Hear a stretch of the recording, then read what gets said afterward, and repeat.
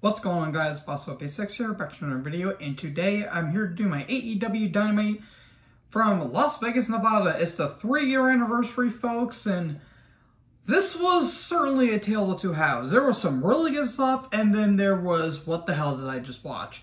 I'll get more into that in a little bit. This is the final Dynamite before Double or Nothing. I'll have my predictions probably maybe after Rampage, somewhere around that. But yeah, again, tale of two halves, but hey, we can't always be winners. So we start the show with the steel cage match between Wardlow and Shawn Spears with MJF as the ref. I do like the little shirt that MJF was wearing, where it was like his scarf, and it had like the scarf pattern along with the referee zebra stripes. I thought that was a little cool detail.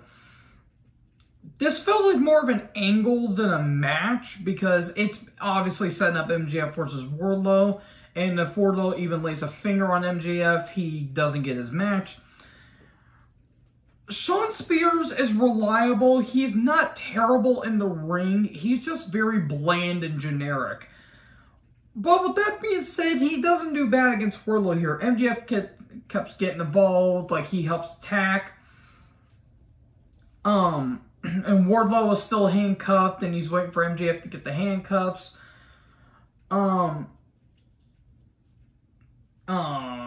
Let's see. MJF spits at Wardlow, and he breaks off the handcuffs, which was really cool.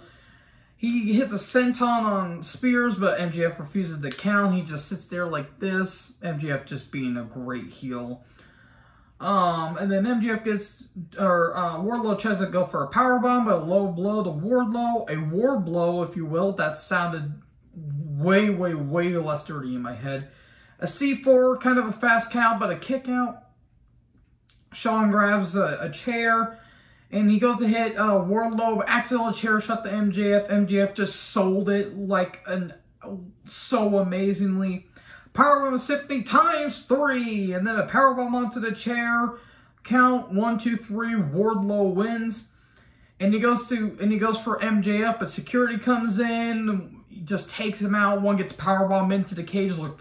That looked brutal. Jesus, that guy looked like his neck just went like that. Ugh. So yeah, there you go. Wardlow stands on top of the cage, and there you go. We're gonna have MJF versus Wardlow at the pay-per-view. And then good old JR mentions the Texas shootings. Oh boy. Time to get on my soapbox here, ladies and gentlemen. I'm going to make this very short and sweet, because I don't want to make this a whole political rant. Basically, this shit is getting way out of control. Guns aren't killing people. People are killing people. If you're messed up in the head, please go seek help. The people that are doing this are not okay. They need to either A, go and find some help, or B, they need to go away. Because this is getting ridiculous. There's been so many shootings going on lately, I have almost lost count. The latest Texas shooting, the one that happened after the Milwaukee Bucks playoffs game that happened in Milwaukee, the one that happened in New York, the one that I think happened, in Pennsylvania. It is ridiculous. And not to mention, there's a lot of bullying going on too. I read an article that I was on the phone with a really good friend of mine that showed me an article of actual bullying. There was a kid that attempted suicide because the principal said this. This is what the principal said. This is not me. This is what the principal said. If this wouldn't have happened if you wouldn't have came out as gay. If this wouldn't have happened if you weren't open about being gay. The principal has yet been fired, and there's been petitions being signed about getting his ass fired. And for those of you who are watching this, please, if you're being bullied or anything like that, please talk to me. I'm always here. I'm very, very, very open about this kind of stuff. I've been bullied. I've been there before. That is goddamn ridiculous. This shit needs to stop. Again, you want to know why our society has gotten so lowbrow and why our population is starting to tank? Is because we are killing people. Not the weapons, us. We are killing the people. People are hurting themselves.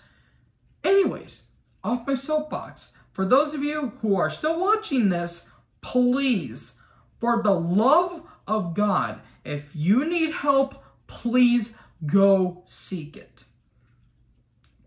Anyways, let's get back to the regular scheduled programming now. Jericho British Society are backstage, and Jericho just throws a fireball to a staff member. Okay then, why? Who the hell knows? Then Toni Schiavone's in the ring. Toni was all over throughout this entire show today. And Punk and Paige come down. It's a confrontation. It's a face-to-face. And Punk says he's going to walk out as champ. And Paige says he's going to destroy Punk. And Paige says he isn't defending the title. He's defending AEW from Punk. And Paige says he's going to win. There's nothing he's going to do about it. And Punk says, why are you taking it so personal? And Punk says, you're going to shake my hand. And if you're not going to, I'm going to make you do it. And they're, you know, having a shoving match, and boom, sucker punch right to the face. Right hand to Punk, and there you go. Okay, it's going to be a hell of a match. And I don't know why Paige is starting to go heel, but this is the most fired up we've seen Paige in a while. Sorry about the hiccups, by the way.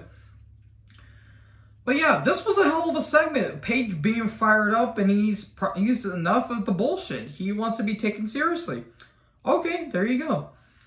Anyways, we get a video package on Jade versus Jay. Oh dear, that's not going to be a good match. That's happening on the pay-per-view. Hooray! Rico joins commentary. Then the Jericho British Society come down. Then Jericho joins commentary. Yay, that's what we needed. Moxley and Kingston versus Private Party. I wrote down Quinn with a beard is interesting. He looks like Mike Tyson, except he still has hair. He doesn't have a gap between his tooth. He doesn't have gap teeth, and he doesn't have a weird looking tattoo on the side of his face. And he has a Terry Funk shirt on that says Funk You, which I thought was funny. What the hell is going on here? I'm sorry, but I had to. Anyways, it was kind of just a there match. Nothing really offensive. Eddie has a submission on the Cass, has one on Quinn, and Quinn's tapping out, but eventually Paradigm Shift, 1, 2, 3, and Eddie and Moxley win. Then a brawl ensues, and then Danielson, Ortiz, and Santana come down. They did show the footage of Danielson getting his leg trapped between the ramp and the ring, but he seems okay. And all that stuff. So, okay, it's to set up the Arkham, the Anarchy in the Arena match. Woohoo! I'm supposed to care about this. Anyways, Owen Hart video package talking about the semifinals between Britt Baker and Toni Storm and Samoa Joe and Kyle O'Reilly. Then we get Roppongi Vice versus FTR for the tag team titles for ROH.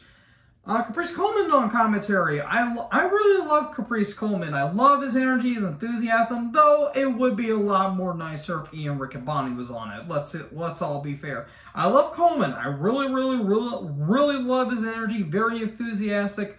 But come on, Ian Riccaboni's the man here. But I think he's doing stuff in New Japan Strong, I think. So, it's still a win in my book. Good match. I really enjoyed this. Roppongi Vice is a solid team, and FTR really rising up here. There was a chop fest, some really good chops going on between Dax and Trent. German suplexes out of the galore. Some really good strikes, some good near falls, a strong zero, but a kick out.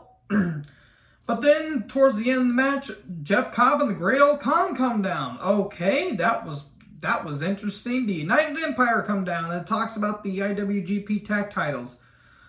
They aren't the IWGP Tag Team Champions, though. That actually goes to Bad Luck Fale and Chase Owens. They've been having the titles for about a month at this point. I know. New Japan is starting to go off the rails here. Okay. It caused a DQ. I really love Jeff Cobb. His stuff as Matanza Cueto when he was in Lucha Underground. Brilliant stuff. I really like that. Okan's a good worker, just his gimmick is very stupid. Very fucking dumb, if you ask me. With the wow shit that he does. They do a double team on Dax that looked a little bit sloppy. They tore the islands to Romero. Then the Doctor bombed the Dax through the table, and then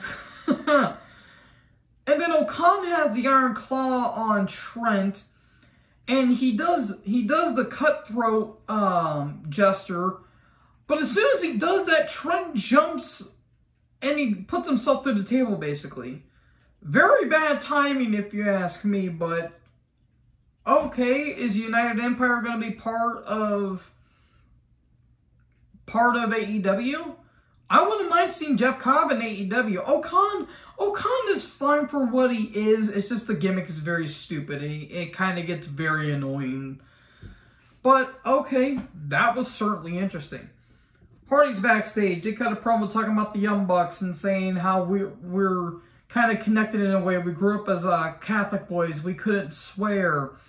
And he says we refuse to lose to a bunch of Hardy Boy clones. You'll never be us. You'll never be us. You never meet your heroes. Kind of a generic promo, but I mean, I guess they kind of hyped it up a little bit. Oh boy. So anyways, we get a triple threat, a three-way, oh my, between Ricky Starks, Jungle Boy, and Swerve. Well, this was a match. It wasn't dull, but it was kind of messy. And it was kind of a spot fest and all things considered. There were some cool moves. There was a point in the match where all three are on the top rope and Ricky takes a spill to the outside. That looked kind of brutal. Poison Rana off the top, but Swerve lands on his feet. That was kind of cool. Super kick to Starks, but then a spear to Swerve. Michinoku driver to Jungle Boy. The Rochambeau, but no, Jungle Boy breaks it up, hits a snare trap on Starks. That gets broken up by Swerve. Swerve stomp to Ricky, and there you go. Swerve wins. And then here comes the Muscle. Hobbs comes down. He clotheslines the hell out of Swerve. The Dinosaur Man, as JR would like to call him sometimes. Luchasaurus shows up, and then bask in his glory. Keith Lee. Keith Lee arrives, and it's just a big meaty fight going on. The second biggest meaty fight I've ever seen. Don't want to talk about the first one. Corkscrew planted to Lucha and Hobbs, and there you go. Okay, is it going to set up a triple threat at Rampage? Who knows? Could be, for all we know. Sky Lambert and Paige are backstage, and Lambert says the IQ of Frankie, Ty, and Sammy is about the same IQ as putting on a heat conditioner in a room of 88-degree temperature. That was kind of funny, I'm not going to lie. And he says, well, you thought you were cute by destroying the old championship. Well, this week on Rampage, we're going to give you a new custom one. Okay, then, why is this feud still continuing? Who's the heel? Genuine question. I figured it was going to be American Top Team because, well, Sammy and Ty are not really baby faces, all things considering. They're very annoying. So anyways, Toni's on the stage and Thunder Rosa shows up and she's not wearing any face paint. She actually looks, she looks pretty nice, I'm not going to lie. And she talks about Serena Deeb and all that stuff, how she's going to defend the title and how she's going to win the Sunday. Okay. And she was still talking and her music was still going on, so I thought that was kind of funny. So, anyways, Tony Schiavone and Red Velvet are backstage, and Red Velvet says, enough with the shit. What? Okay. I don't know why they keep doing that to Shivani.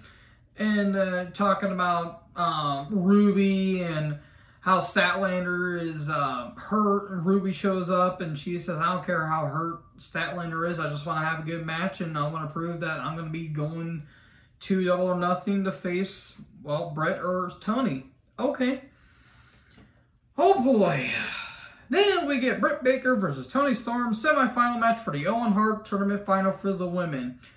Now you think, Toni Storm, one of the best women in today's modern wrestling, and Britt Baker, who is very, you know, consistent. Like, she's grown her character. She's put on some really good matches. The matches she's had with Thunder Rosa has been very good. You think this will be a pretty good match. This was not. I don't know what the hell happened here. It wasn't god-awful, but something was off. Like, this was sloppy. I don't know if they were drunk while doing this. I don't know if they were on drugs. I don't know what the hell happened here. Like, clunky, sloppy, almost botched to a certain point. Like, I don't know what happened. Like, Toni was missing some moves. Brett was going at a very slow pace. Like, they were coasting. This match had all the right reasons to be a good match, but this wasn't, and I don't know what the hell happened. There was a cool, like, tornado DDT outside from, like, on the apron from out onto the floor, which I thought was cool, but then Jamie Hayter comes out. Jesus Christ, Jamie Hayter. God damn it. And they even botched the finish where it looked like Hayter was supposed to grab Britt's arms and hold on to the ropes while she pinned Toni. But they even botched that out with Jamie just doing this. And there you go. So Baker won. Toni also got a busted nose during this match. What the hell happened? I don't know what happened. I don't know if somebody got hurt or what happened. I legit have no clue what happened. This match had no right to be as bad as this was. Oof. Good Lord. And there was even people that were saying this match was god-awful, which it was bad. It was not good. But thankfully the next match, the main event, made up for it. Kyle O'Reilly versus Samoa Joe, semifinals for the men's Owen Hart tournament. Good match. Really good match. O'Reilly had some weird, like, marks on his back, and I'm like, what the hell happened to him? Because he had weird, looks like weird welts on his back. Turns out it's actually, he got cup therapy, which can leave a bruise, but it actually, like, relieves some pain. So, for those of you who are confused on what happened, that's what happened. There was some good stuff. Joe got his arm worked on. There was a cool counter from the Muscle Buster into an armbar, but in the end, Joe put on the Coquina clutch, but O'Reilly was trying to get onto the arm, but nope, Joe wins. O'Reilly passed out, Joe wins. Cole shows up, it's all about the boom. And there you go. That's all, folks. As Porky Pig would famously say. So yeah, again, a tale of two halves. It started pretty solid and it ended pretty good too, and a whole bunch of weird shit in the middle. But God, that Storm and Baker match, I don't know what the hell happened. I felt like I was high while watching that match. But anyways, what did you guys think about this show? Make sure to like, comment, subscribe. Join the herd. I'll talk to you guys next video. Peace out.